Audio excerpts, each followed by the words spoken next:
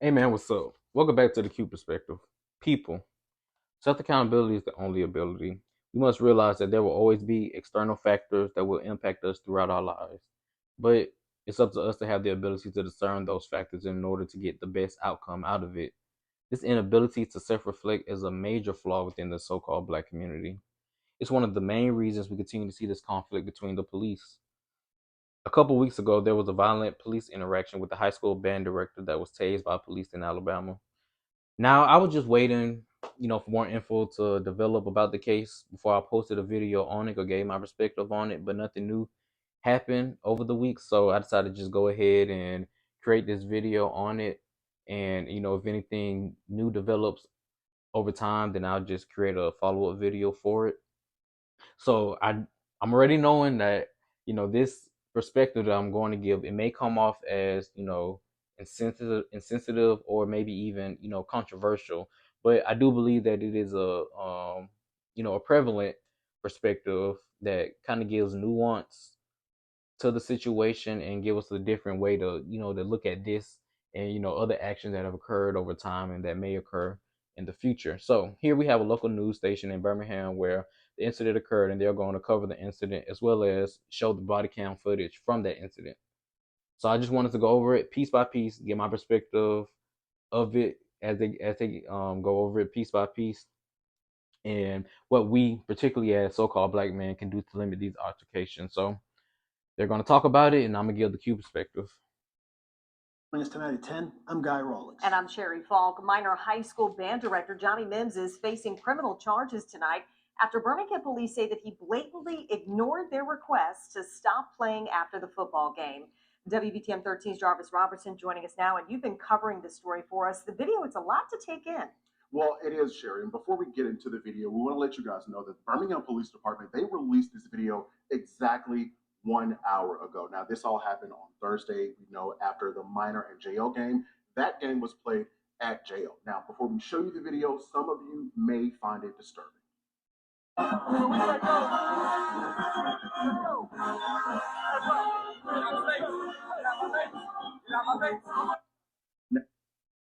Okay, so I want to stop the video right here. This is the initial interaction with the police and the band director.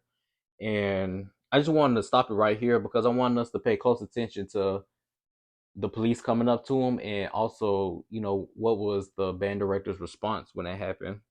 So I'm not saying that in this interaction right here that the brother, the band director, Mr. Johnny Mims, had to be completely, docile or emasculate himself to the officer, but at the same time, you can't respond with those harsh words and then be surprised that that energy or a certain type of, antagonistic energy is kind of being reciprocated to you. I take to the scriptures, Proverbs 15, verse 1. It states that a soft word turns away wrath, but a harsh word stirs up anger. So we have to be careful with, the things that we say. Another verse in Ecclesiastes, the 7th chapter states, do not be quickly provoked in your spirit, for anger resides in the lap of fools. So that verse right there, it can also be applied to the officers as well. But I'm making this video because I want us to focus on us, the so-called black man. And per the body cam footage now, the contention, as we can see, it was started by the band director with his unwise response to the officer. So let's continue. Let's be cognizant of that. That's very important in this altercation.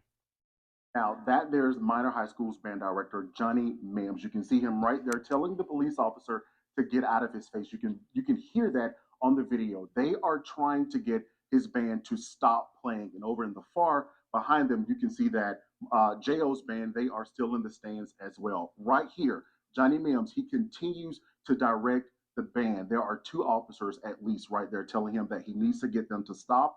One is a female officer. She is saying multiple times, tell them to stop. Tell them to stop. Now the officer said, "What you going to do?" And the officer before, y'all can go to the body cam footage itself, and you'll be able to actually hear the words instead of just reading the subtitles at the bottom. But the officer that said as well that we're gonna get our troops and lead them out of here, that was unwise on their part as well too. But again, the contention started with the brother stating that get out my face as soon as they approached him. So like I said, we got to be wise and cognizant of the things that we say. and not be surprised when certain things happen to us based off of the words that we say, especially when something isn't coming to us in a malicious or ill intent type of way. Also, so is the male officer. At one point, the female officer even said, Okay, and I want to show this right here too. This interaction or this part of the interaction is important as well too, because as we can see, the police officer said that he's going to take him to jail, right? And he put his two thumbs up and he said, "That's all right, that's cool, that's cool." He repeated it twice. So I just want us to pay attention to this as well because it's going to unfold later on in this video, and we're gonna see how that played out with him with these statements that he said. I'm going to contact the school. I'm going to contact the superintendent. And she also says that I'm going to have them send you all a bill tomorrow for the overtime. So again, they are trying to get them out of the stands. And right here again, Johnny Mims, he is still directing his band at that point. Let's go ahead and go to Bruh, the brother Johnny Mills, he just fucking with her right now. Like I was in the band, so I understand where sometimes stuff happens where you have to abruptly cut off the band. Sometimes on the field, especially football, right? They can't hear the teams can't hear what needs to be said, so they'll instruct the band that hey, I need to stop playing at this moment. Sometimes we'll be in the middle of the school of a song, dead middle of a song, but as soon as the conductor or the band director or the drum major, as soon as they do the two for the cutoff, we got to cut it off. But he he definitely purposefully elongating the song right here, as I said, just kind of being a little vindictive towards the cops, and you could just see it with the sternness of his arms. The brother putting on his best Dr. Lee impression from Drumline, like the precision of his gesticulations and movements is on point. The brother trying to prove a point with this man. the next portion of the video.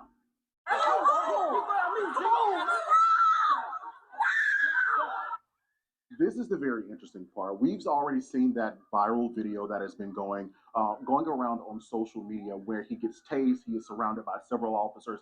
This is a different viewpoint, a different vantage point. You can also see one of the band members. It looks like a flute or piccolo player. She's right there screaming as well. One thing we learned that a lot of the band members, a lot of the parents, emotionally upset, emotions running high throughout this entire process, and understandably so because their director is involved in a direct confrontation with the police department. At multiple times, the officers they did say to Johnny Mims that, "Hey, we will take you to jail. We will arrest you." And at this point, this is where you see he is being handcuffed and he's also being tased. This is what has gotten a lot of people's attention. He was tased in front of his students. I'm told that there are about 145 band members. I'm assuming that being the instruments and as well as the auxiliary. But they are trying to get him under arrest and get the handcuffs on him. Let's go to the next video. Put him in jail. Put him in jail. I'm gonna tell you. He's going to jail. He's going to jail. He hit the officer. He got to go to jail. He swung on the officer. I did not swing on the officer. Man, y'all driving along.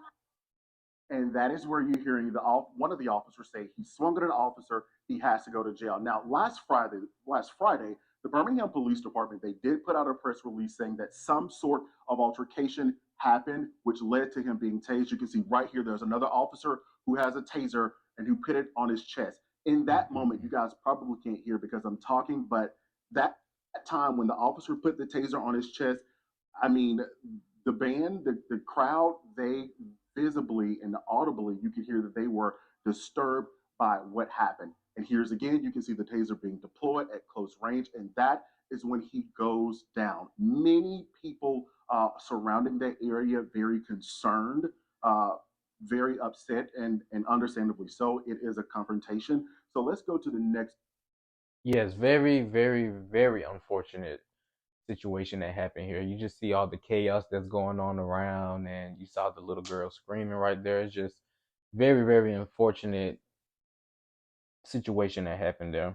And I'm not saying, let me say this, I'm not saying that the police are absent of fault here. They could have just called the superintendent, like the woman officer stated that they would do, and let it play out that way.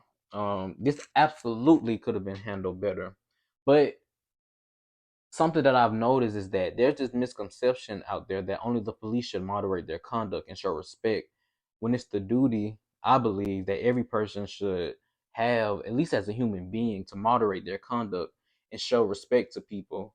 Just having human decency. Police officer or not, you know what I mean? You can't just respond with "get out my face" in a manner in which he did when someone is asking or even ordering you or instructing you to do something in a non-malicious way, and not expect some type of confrontation or some type of contention, not even a physical one, but maybe even a verbal one. We have to be cognizant of that again. My point is, if we take self responsibility and self moderate our words and our actions, problems like this would significantly drop. Not saying that they would disappear, because there's always going to be BS, but it would provide that significant impact that a lot of people are searching for, especially when it comes to this police conflict that's constantly in the mainstream media today. Portion of the video.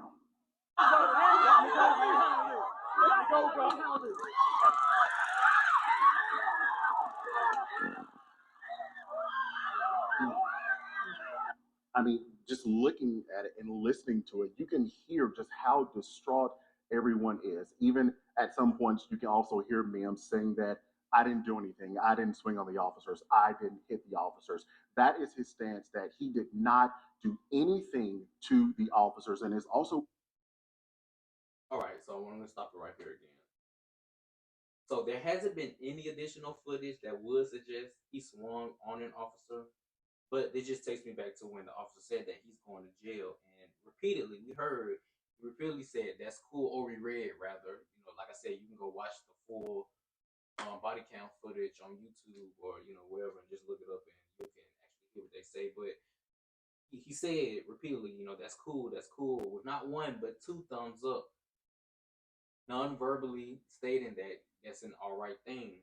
So when the cops followed through with that statement that they said, and with his "that's cool" response, it quickly became uncool. I can say it quickly became uncool. Now he's resisting arrest. You know what I mean? So just from that action, the action of him saying "get out my face" up to 7 times, I believe it said in the video. Just from my perspective, my opinion, the brother just shows a lack of discipline. Really, just a lack of discipline. Um, and even over a little 10 years ago, this band director, Mr. Mims, in his words, he was forced to resign from a high school band in Florida. Like I said, about 10 years ago, due to a couple of incidents where he threw a chair. He also punched some plexiglass so hard that it broke. Those different things. He had a lot of parents and students. They were concerned and a little weary of that. He called it passion, but in my view, I see it as a lack of control. And trust me, I get it. Expression of passion is manifested differently. I get that concept, but I'm just saying that it must be moderated. You know what I mean? We have to moderate the way how we act. We must. That is a must. And by no means am I trying to cast aspersions against the brother at all. He's gotten support from many of the students from this school, as well as from the students of the past school, that he was, his words, forcibly resigned from. Parents as well from both institutions. He got that support. So my purpose of this video is to show that we as so-called black men can self-analyze ourselves and use different situations we are faced with as a tool for self-correction. That's it. Instead of always trying to blame others for what happened to us and try to play the victim. That's all I'm saying with my point of view. Man, look, life is going to happen, and unfortunate circumstances are going to hit us. That just is what it is. That's a part of the life cycle. That's a part of being human. The best thing that we can do is to keep Christ first. That is the best thing that we can do, and keep His word.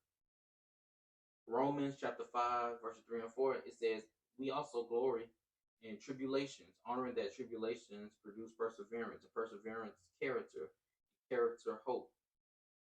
You know what I mean? We go through these things that they help build us. They help build us up as people. But we can't be able to fulfill the truth of this word. We're going through trials, and if we keep wanting to be the victim and see what a situation actually shows about yourself, We can't just continue to want to play the victim and not actually be able to see what we can learn from a situation instead of constantly blaming other people instead of focusing on what part did we play. We act as if there's no part that was played by the brother in this video and other interactions. We act as if there's no part at all, no fault of all interactions. Do police brutality happen? Yes, of course, absolutely it happens. But we also have to be cognizant of our actions that happen when these certain interactions happen. We just do. We just do. Worth noting that Johnny Mims, he has been placed on administrative leave with the Jefferson County school system. Of course, as you just mentioned, it's a lot. It gives you a little bit of anxiety just watching that because of all the students. A football game is supposed to be something fun. You listen to the bands, and then you have all of that. So it definitely was a lot to take in. I know for him, probably as well. You spoke to the director's attorney. What's next? So glad you mentioned that. He is being represented by Wendell Gavan. She told me today, this evening, I interviewed her around 7 o'clock. She said that he actually retained counsel on Saturday. She said that he's going to need counsel throughout this legal process to watch it all play out. And again, he is on administrative leave. So I called her tonight a little after 9 o'clock. She was very shocked because she was actually going to the police department tomorrow to actually view the body cam footage. So having it come out tonight definitely caught her off guard. But during my time with her via Zoom, I asked her how was her client feeling. Take a listen. He's devastated. And What the hell is going on? rightfully so. This was very traumatic for him. Not only for him, you had 145 students. So as you see, this investigation is still ongoing, a lot of moving parts, but one thing Birmingham Police Department said in the beginning of the video, the chief, Scott Thurman, Mayor Rendell Woodfin, they all decided that they would go ahead and put this video out tonight. We have seen the viral video. A lot of people have been coming to the defense of Johnny Mims. One thing I want to point out, a lot of people were probably wondering, why were they still playing in the stands after the football game? So that is called fifth quarter. It is very common among HBCU bands and some high school bands. In that moment, fifth quarter, the bands, they stay on their sides and they battle with their music just to see who has the better showmanship, better musician. Look, again, I was in a band in high school and in college at an HBCU. So I completely understand band culture, specifically black band culture. So I'm aware of the concept of the fifth quarter. I'm also aware of what's called the zero quarter, where the bands play before the game even starts, while people are still coming into the stadium. Like I said, this is primarily a HBCU thing, a college thing. But some high schools do try to, mimic what the college does. At my high school band, my band director, she shunned that tradition. Like she shunned it. She didn't like that. That wasn't something that she did or adhered to. We wanted to battle, me and my bandmates. We did. We didn't like that we couldn't do that, but it was what it was. You know what I mean? We had to follow what that instruction was. So I just say that to say it's not uncommon for fifth quarters not to happen. In high school, they are more worried about, of course, the safety of minor kids out late. These football games ending like at 9, sometimes close to 10 o'clock. So it'd be pretty late at night. And we got to be honest about this, especially where these games are happening at predominantly black schools. Um, Specifically talking about these football games, shootings at the games are not uncommon at all. So there's a heightened sense of security that's going on when these games are going on. So they're trying to hurry up and get everyone out stadium at a timely manner. They don't want people loitering and lingering around. They don't want the band still there trying to, playing music, which kind of almost insinuates that, okay, people can still kind of hang around and mingle because there's a performance going on. No, they want everyone to just kind of get out in a timely manner. You can go ahead, make sure everyone's gone, make sure everyone's protected, no one's loitered around. So, anything can happen. And have we seen lots of stuff happen at these football games? So they're trying to limit that as much as possible. Get better musicianship, better skills. So that's what that was. That's why they were still in the band, still in the stands for the people who don't understand what was going on. So for Mims, they were just doing what they do. doing what they are accustomed to doing. Another thing I should note, I reached out to Birmingham City Schools earlier this afternoon when I got in just to find out if they had some sort of policy prohibiting fifth quarter or allowing fifth quarter. I'm still waiting on a response from them as well. Because it seems. But let me go ahead and give you what their response was, brother. So shortly after this, the Birmingham City Schools District, they did come out with a statement. They released a statement saying that the BCS, which is the Birmingham City Schools, they prohibit the fifth quarter. Now look at that. They prohibit the fifth quarter. They stated that Birmingham City School high school bands are instructed to exit the stadium at the end of football games. And that's it. That's it. So I wanted to bring that statement up just to show that, like, even though that is a tradition, that doesn't mean that that is, that's followed through to that extent, especially in high school. Because, like I said again, there are safety concerns there, so they don't follow that all the way through. This isn't college, college kids or adults. You know what I mean? So that's that with that.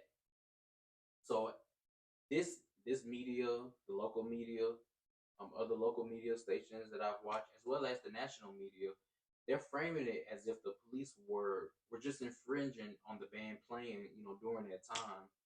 Where the school district, as I just read, itself cited that this isn't even a tradition that they encourage themselves due to safety concerns. So if you want to see that statement, you can just look it up yourself. Like I said, Birmingham did that. And another thing, not to digress, but just the fact that this issue did become a national media coverage, or it gained national media coverage, you know, that's the kind of thing that made me go, because just for me, this is something personal that I do. Anytime something gains national coverage, I kind of look at it, it's kind of, one, I take it with a grain of salt. Two, I look at it as, okay, what are they trying to say? Because the national media is known for putting out narratives. Like, they want certain narratives to be driven, so they pick certain, you know, events that happen in the country or even outside the country in order to fit a narrative that they want to keep running and keep running.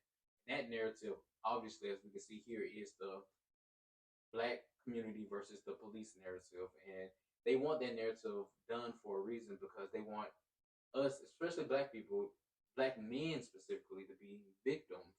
They want to continue to cast us as victims, and they want to continue to put police brutality as one of the forerunners of the issues that we have in our community.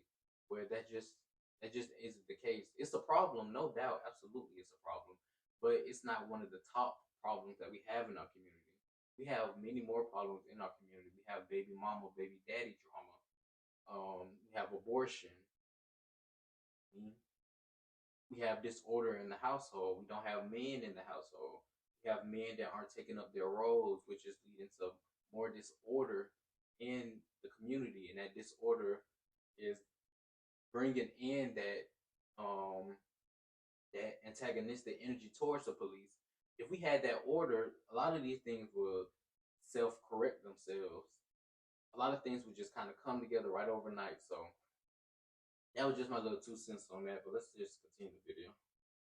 It's like with Birmingham police that they were not supposed to be doing that at that time. According to the Birmingham police, even one of the officers said, "I will send you all a bill tomorrow for overtime." So, well, that's pretty much the end of that video. Am I saying the police were justified in their actions? No. They should be reprimanded for any wrongdoing on their part that is found. Absolutely. But in my opinion, we just focus too much on the police and not enough on ourselves, on our households, in our communities. We really don't bring no focus on that at all. From my perspective, the true solution for the quote-unquote police problem is for so-called black people to create their own police force. It ain't gonna happen. That ain't happening now. And I don't believe it will happen, because the truth of the matter is we're more untrustworthy of ourselves. We don't want to govern ourselves. We don't trust ourselves. Also, we hold the least amount of respect for ourselves than anyone else. We don't respect ourselves. And the funny thing is, we don't respect ourselves, but we expect other people to give us the respect that we don't even show one another. And that's the crazy thing about it. That's why I want to stick on the self accountability. That is why that is so important to me, and that's why I wanted to point that out in this video. That is exactly why. So again, self accountability is the only ability. Stay blessed. Peace.